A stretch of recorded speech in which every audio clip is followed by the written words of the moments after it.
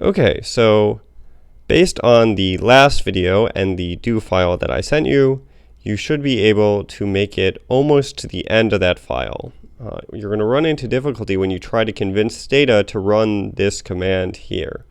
And the reason why Stata can't run that command is it doesn't exist as far as Stata is concerned because I wrote it.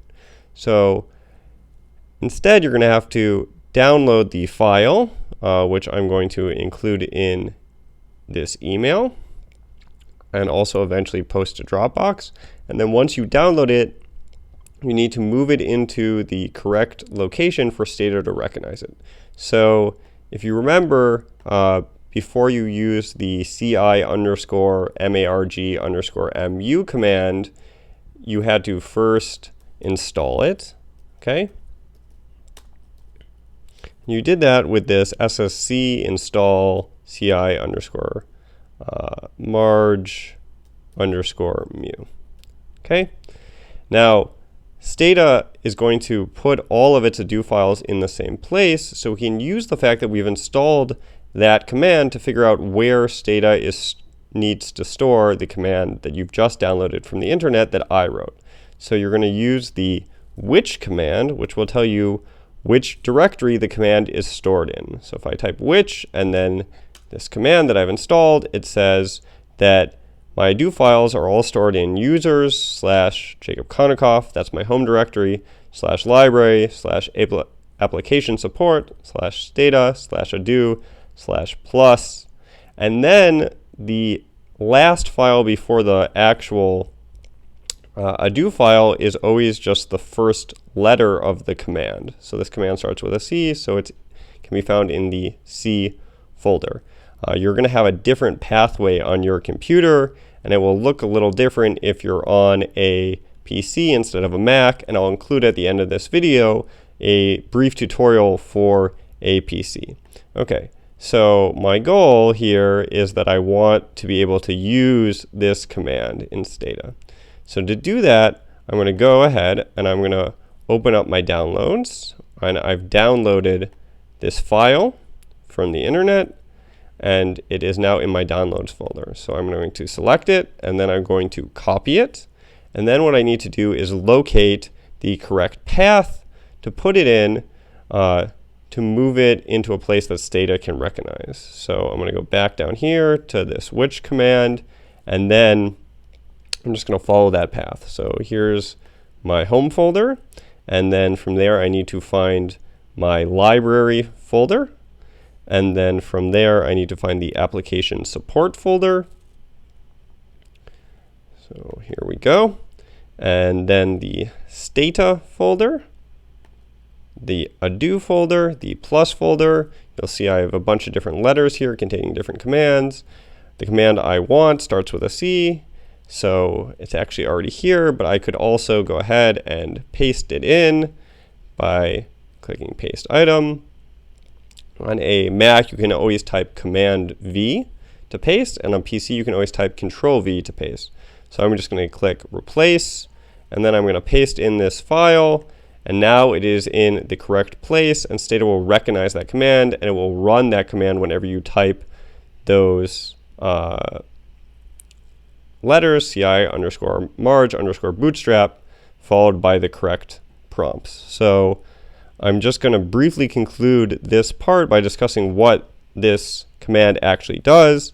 So this command mimics the ci_marg_mu command, but once we've already generated these 1,000 bootstrap replications, and then it will go quite fast. So it creates two variables, which you name here before the comma. You could name them anything. I've named them margp_cil for lower bounds of the confidence intervals, and ciu for upper bounds of the confidence intervals. And those two variables are going to store the 95% confidence intervals, level 95, from the 1,000 replications. And dots means that I want it to print out one dot for each replication so I can track its progress.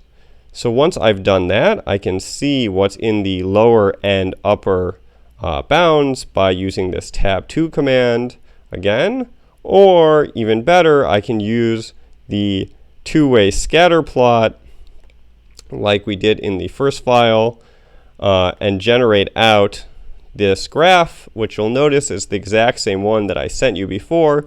So this command I've written accomplishes the exact same thing as the default command that Stata gave you. The reason why I've divided up these tasks is that in the next video, what you're going to see is how to get linear combinations of these things, how to get p-values, how to get confidence intervals for MOPD by itself, not MOPD divided into urban and rural, and various things like that.